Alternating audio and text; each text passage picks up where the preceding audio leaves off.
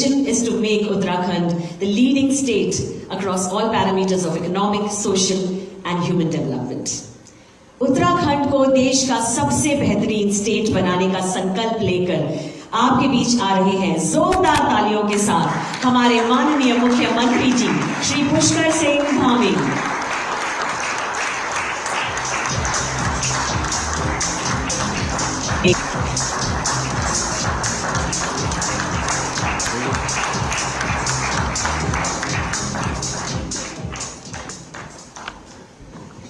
सभी को नमस्कार।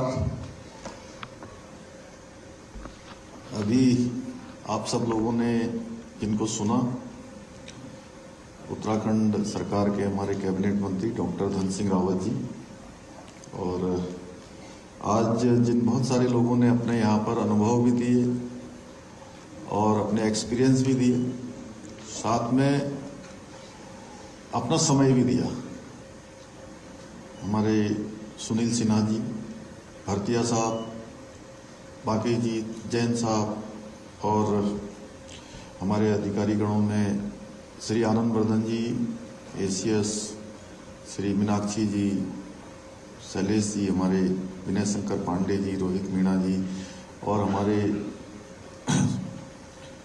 सतीश जी, जिनका आज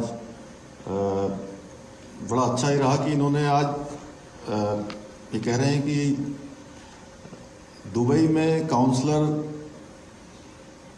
का दायित्व संभालने के बाद पहला कार्यक्रम हम ही लोगों का कर रहे हैं, सतीश सिवन जी,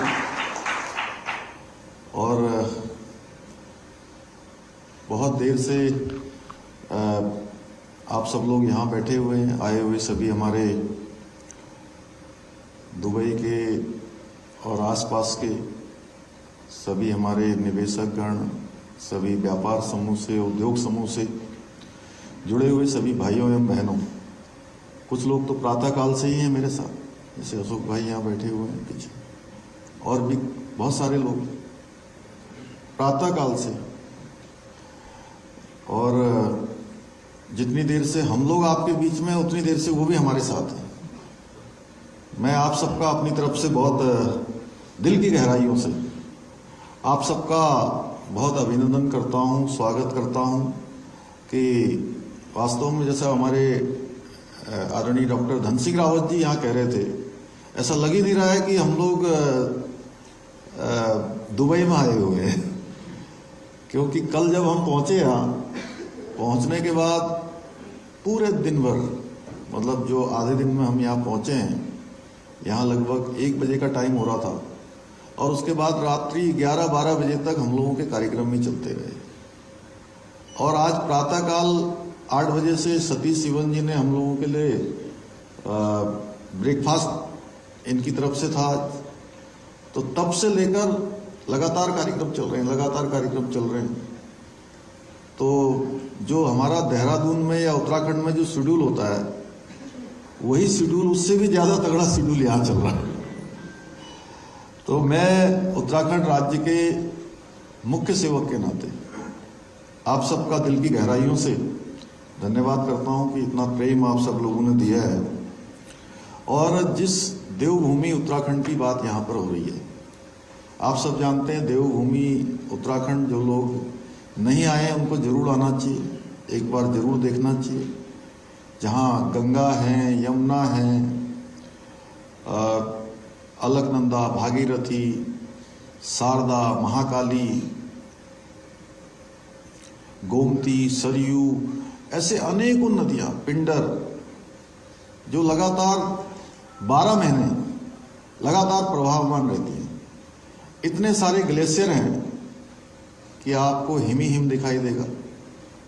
ऊंची चोटियां हैं। अभी 4 दिन पहले माननीय प्रधानमंत्री जी उत्तराखंड आए थे, और आदि कैलाश, बाबा कैलाश, भगवान भोलेनाथ की जो स्थली है, उस स्थली में जाने वाले वो देश के पहले प्रधानमंत्री हैं जो इतने सीमांत क्षेत्र में गए हैं। जागेश्वर धाम, गुंजी, पिथौरागढ़, ऐसे अनेकों स्थानों पर। और आप सबको पता होगा कि 2013 में जब एक बड़ी आपदा उत्तराखंड के अंदर आई थी, केदारनाथ की आपदा, उस आपदा के बाद पूरा केदारनाथ क्षतिग्रस्त हो गया था। उस केदारनाथ में भी प्रधानमंत्री जी ने जब प्रवास किया और एक रात्रि का प्रवास किया गुफा के अंदर, और उस प्रवास के बाद आज स्थिति ये हो गई कि 4 धाम आने वाले यात्रियों की संख्या 50 लाख से ऊपर हो गई। अभी यात्रा काल का 1 महीना बचा हुआ है, लगातार यात्रियों की संख्या बढ़ रही है। कहने को जिन लोगों ने उत्तराखंड नहीं देखा होगा उनको लगता होगा ये उत्तराखंड कहाँ है, उत्तराखंड की जनसंख्या कितनी है। उत्तराखंड की जनसंख्या जितनी उत्तराखंड में रहती है उससे कहीं ज्यादा या उसके आसपास पूरे देश में रहती है। आज भी मुझे बहुत सारे लोग यहाँ मिले तो वही कह रहे थे कि उत्तराखंड के लोग हर जगह मिल जाते हैं, दुनिया के किसी कोने में चले जाइए उत्तराखंड के लोग मिल जाते हैं। और लगभग 4 करोड़ से ज्यादा लोग हर साल वहां पर कांवड़ यात्रा में आते हैं। 50 लाख से ज्यादा अभी 4 धाम यात्रा में आते हैं। करोड़ों लोग अगर साल भर का हम हिसाब जोड़ें तो वो पर्यटन के लिए आते हैं, तीर्थाटन के लिए आते हैं। तो ये संख्या भी हमारी, जितनी हमारी संख्या है उससे कम से कम 4 गुना ज्यादा लोग उत्तराखंड के अंदर आते हैं। तो ऐसा स्थान उत्तराखंड है और आप सब लोगों को हम लोग आज आमंत्रित करने के लिए आए हैं।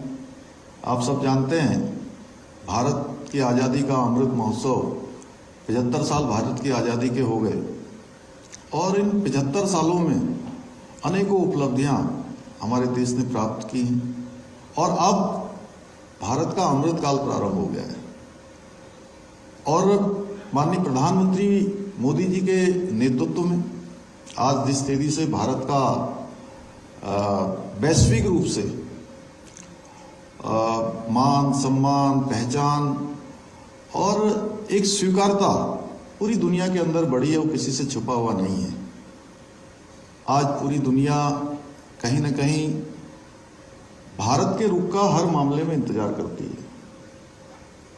रूस यूक्रेन युद्ध की बात करें उस समय भी, और अभी अभी हाल में जिस प्रकार से देश के अंदर G20 की समिट हुई और ये पहला G20 है जिसमें 112 आउटकम आए।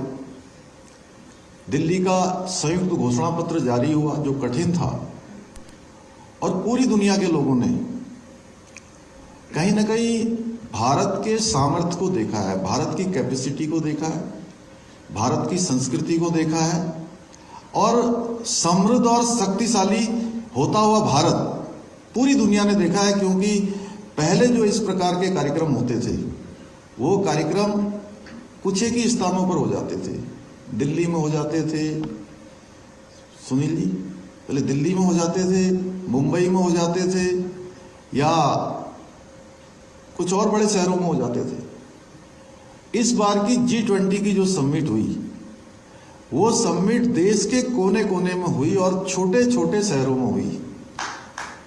G20 जैसी समिट देश के कोने कोने में होना, छोटे छोटे शहरों में होना, ये इस बात का प्रतीक है कि पूरा भारत एक समावेशी रूप से यानी कि समान तरीके से विकास कर रहा है, समान तरीके से भारत आगे बढ़ रहा है और पूरी दुनिया के लोग भारत के एम्बेसडर बनकर, ब्रांड एम्बेसडर बनकर इस समिट के बाद अपने अपने देशों में गए हैं।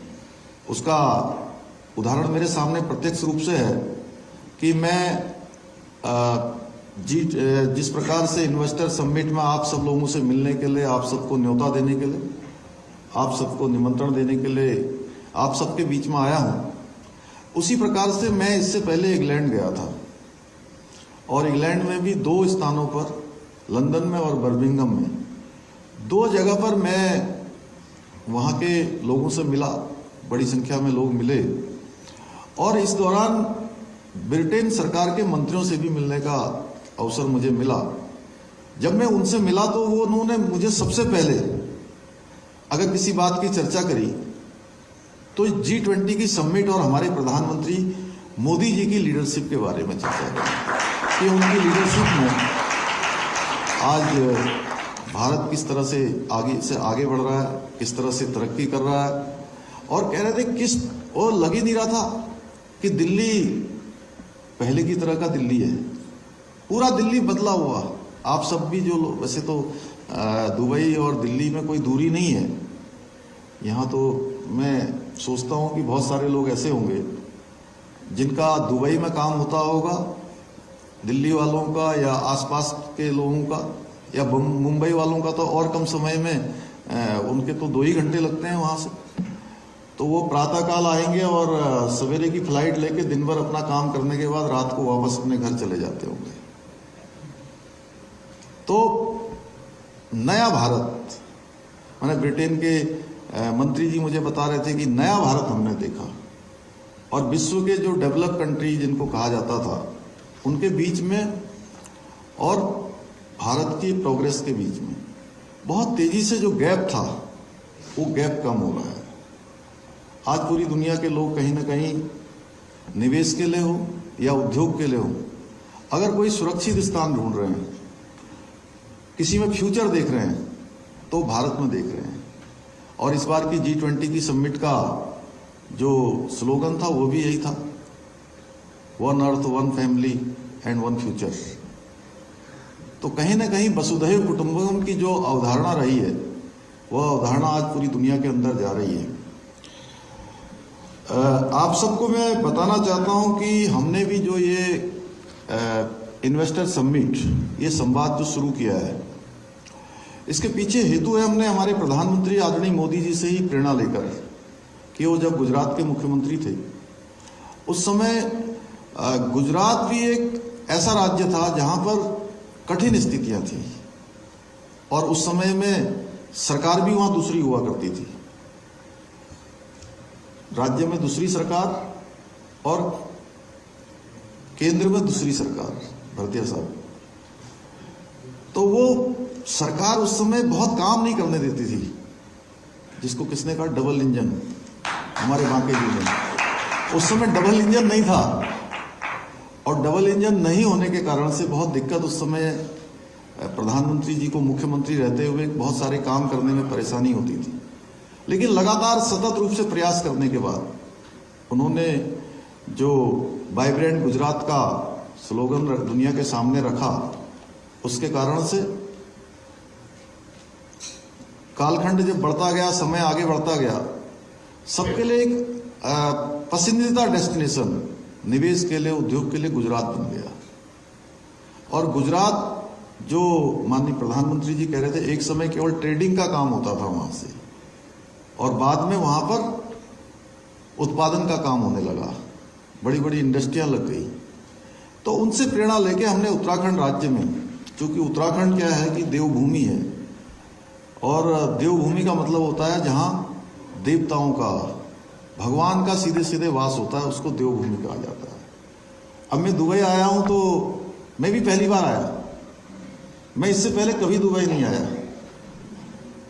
मैं पहली बार आया तो मैं क्या अंतर देख रहा हूं, यहाँ इतनी बड़ी बड़ी इमारतें बनी हैं, इतने बड़े बड़े निर्माण हुए हैं, एक से एक नए नए नवाचार हुए हैं, नए आविष्कार हुए हैं।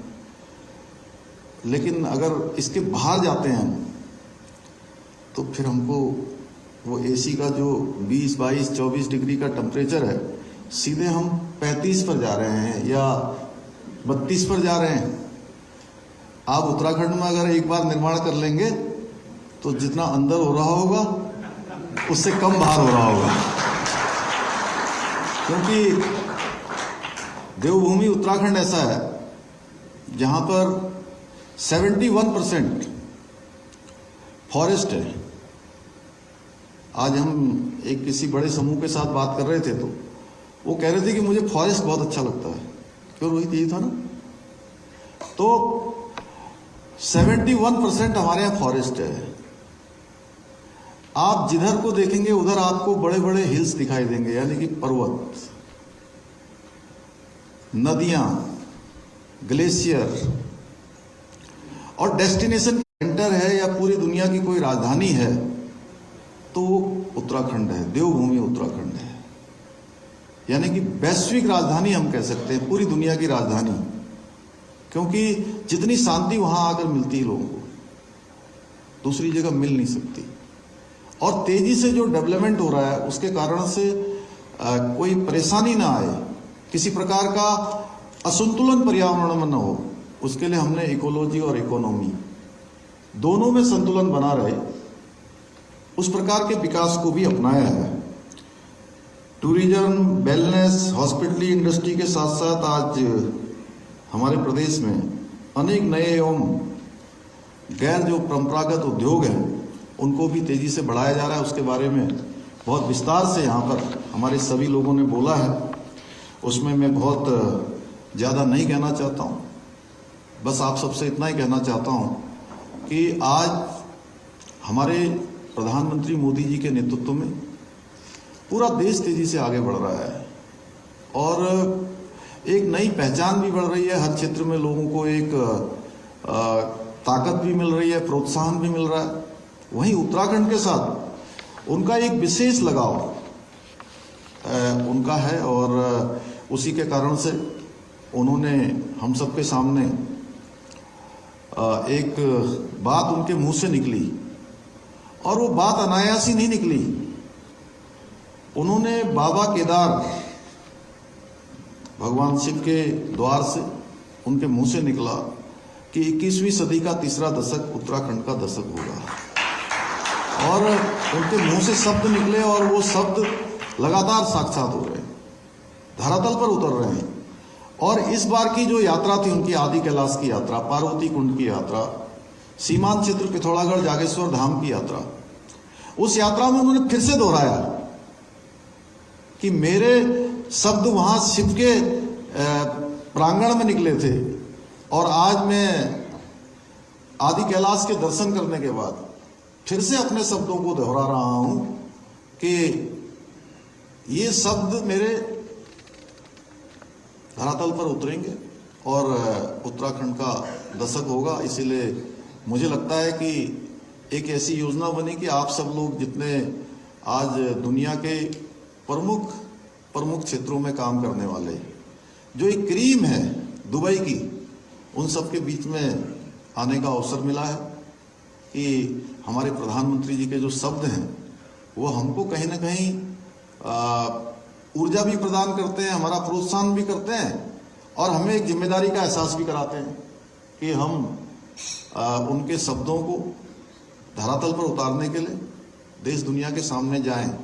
और यहाँ पर आने के बाद आज जिस प्रकार से आप सब लोगों के बीच में, जहाँ पिछले दिनों हमने 40,000 करोड़ से भी ज़्यादा के 2 रोड शो में लोगों के साथ करार किए हैं, आज भी लगभग 12,000 करोड़ से ज़्यादा के यहाँ पर करार हुए हैं और कल का दिन भी हमारा बचा हुआ है। और इन्वेस्टर समिट का जब हम समारोह करेंगे तो एक बड़ी राशि हमारी इस करार की हो जाएगी। और आज मुझे कुछ लोगों ने कहा कि आपके यहाँ पर अंतर्राष्ट्रीय हवाई अड्डा होना चाहिए, तो निश्चित रूप से मैं आप सबको ये विश्वास दिलाता हूँ कि हम आने वाले समय में अंतर्राष्ट्रीय हवाई अड्डे के लिए, एक हवाई अड्डा तो हमारा बन ही रहा है पंतनगर में, जो पंतनगर हमारा इंडस्ट्रियल एरिया है उसके लिए हमने 806 एकड़ जमीन एयरपोर्ट अथॉरिटी को हमने ट्रांसफर कर दी है और जल्दी वहाँ पर डेवलपमेंट होगा। लेकिन देहरादून से अभी हमारी लगभग 40 के लगभग जो फ्लाइट हैं वो दिन भर पूरे देश के लिए चलती हैं और दिल्ली से आने वाले टाइम पर जो रोड से बाई रोड यात्रा करेंगे वो भी 2 घंटे में वो यात्रा पूरी हो जाएगी, क्योंकि एलिवेटेड रोड बन रही है और 2024 के मिड तक उस रोड का काम जैसे ही पूरा हो जाएगा तो दिल्ली का ही एक, दिल्ली में जैसे नोएडा है, गाजियाबाद है, गुड़गांव है, उसी तरह से उत्तराखंड का देहरादून और हरिद्वार और ऋषिकेश भी हो जाएगा, क्योंकि आसानी से जो है 2 घंटे में वो यात्रा भी पूरी हो जाएगी। और देहरादून हवाई जहाज से तो चूंकि दिल्ली या देश के अन्य शहर हों, आसानी से आज फ्लाइट मिल रही है, आसानी से लोगों की यात्रा हो रही है। लेकिन उसके बावजूद भी लोग चाहते हैं कि डायरेक्ट फ्लाइट होनी चाहिए, तो उस दिशा में हम लोग काम कर रहे हैं। साथ में अब उत्तराखंड आप क्यों आए? क्योंकि उत्तराखंड में हमने जहां आज रोडों के क्षेत्र में, अन्य सुविधाओं के क्षेत्र में और जो हमारी नीतियां हैं, उन सभी नीतियों को हमने बहुत लिबरल किया है, बहुत लिबरल नीतियां बनाई हैं। और जिनमें हमको संशोधन करना था, जिनको हमने बदलना था, उन नीतियों को हमने बदला भी है। और अभी भी जो आप सबके बीच में से लगातार हमको आप सबके सुझाव मिल रहे हैं, आपकी एडवाइस मिल रही है, उसके अनुसार हम लगातार उसमें हम परिवर्तन भी कर रहे हैं। और भारत के जितने भी राज्य हैं, अगर हम उन सभी में विद्युत की दरों की बात करें तो सबसे कम किसी राज्य में है तो वो हमारे राज्य उत्तराखंड में है। इसी के साथ साथ हिमालयी क्षेत्र में होने के कारण वरदान स्वरूप विविध रूप से कृषि जलवायु से समृद्ध क्षेत्र है। और ऑर्गेनिक फार्मिंग के लिए भी सबसे, अगर प्राकृतिक खेती के लिए, ऑर्गेनिक खेती के लिए कोई सर्वाधिक उपयुक्त स्थल है, सर्वाधिक उपयुक्त कोई भूमि है जिसको प्रकृति द्वारा प्रदत्त आशीर्वाद है, तो वो भूमि भी उत्तराखंड है। इसके साथ साथ जैसा ये जब यहाँ पर एक लंबा प्रेजेंटेशन आपके सामने हुआ, तो उसमें 2 mega food park, 4 food cluster हमारे बन गए हैं, वो तेजी के साथ काम कर रहे हैं। आज बड़े बड़े समूह उत्तराखंड के अंदर हैं, जिन लोगों को अभी जानकारी नहीं होगी, अब थोड़ा खोजेंगे। चूंकि हम लोग आपके बीच में आए हैं और आप लोग इतने सारे लोग आए हैं, मैं तो ये समझता हूं कि आप सारे के सारे लोग अब हमारे ब्रांड एम्बेसडर बन के काम करेंगे, कि लोगों को बताने का काम करेंगे। साथ ही हमारे यहाँ के जो धार्मिक स्थल हैं, उन धार्मिक स्थलों के से भी पर्यटकों का एक जो आकर्षण है वो पूरे साल भर बना रहता है। मैं आपको बताऊं कि इस वर्ष कुछ बर्फबारी, वर्षा, लगातार मौसम खराब होता रहा और हम लोगों से कहते रहे कि आप रुक जाइए, यात्रा मत करिए। उसके बावजूद भी एक दिन में 30,000 35,000 लोग केदारनाथ जैसी जो कठिन यात्रा होती है, जहां पर 10-12 हजार से ज्यादा लोगों की रहने की व्यवस्था नहीं हो सकती, वहां पर रात्रि को 30-35 हजार लोग पहुंच जाते हैं। तो ये एक लोगों का आकर्षण लगातार बढ़ा है। हमारा लक्ष्य है कि अपनी जो हमारी जो विशेषताएं हैं, प्राकृतिक और सांस्कृतिक विरासत है, उसको बरकरार रखते हुए उत्तराखंड राज्य को भारत में सबसे तेजी से बढ़ती अर्थव्यवस्था के रूप में, और हमारे प्रधानमंत्री जी का जो संकल्प है कि भारत दुनिया का जैसे 5वीं आज बड़ी अर्थव्यवस्था बन गया है, आने वाले कुछ ही सालों में तीसरी अर्थव्यवस्था बनेगा। और कठिन समय में भी जिस तरीके से आज दुनिया के अनेकों देश कहीं ना कहीं अव्यवस्थित हो गए, कहीं ना कहीं उनकी अर्थव्यवस्थाएं गड़बड़ा गई, ऐसे कालखंड में भी भारत ने जिस प्रकार से लगातार अपनी चीजों को मेंटेन ही नहीं किया है, बल्कि उसमें लगातार सुधार किया है, उसमें उत्तराखंड राज्य भी अपना योगदान देता रहे। और मैं आज इस अवसर पर, चूंकि काफी लंबा समय हो गया है, अब आप लोगों को भोजन भी करना है, थक भी गए होंगे थक गए ना? थक तो गए होंगे, नहीं थके? धन सिंह जी कह रहे थे कि सबके चेहरों पर, मुझे बहुत संकोच हो रहा था, मुझे लगा कि मैंने 1.5 घंटे का कार्यक्रम कहा था और ये कार्यक्रम 2.5 घंटे से भी ज्यादा हो गया। क्यों अशोक जी?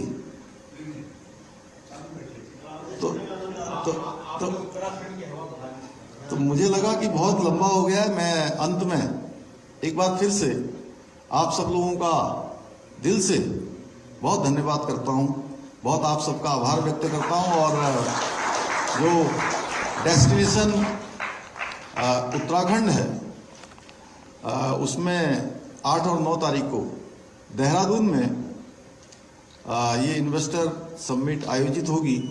उसमें आप सब लोग जरूर पधारें। आप सबको मैं निमंत्रण देने के लिए आया हूं। एक बार फिर से आपका धन्यवाद करते हुए और शोभना जी को बहुत शुभकामनाएं देते हुए कि आपने पूरे इस इतने लंबे समय तक इनको और इस मंच को लगातार थामने का काम किया है। आपका बहुत बहुत धन्यवाद। Ladies and gentlemen, can we have a standing ovation for the very enterprising and visionary माननीय मुख्यमंत्री जी, Shri Pushkar Singh Dhawi. That, ladies and gentlemen,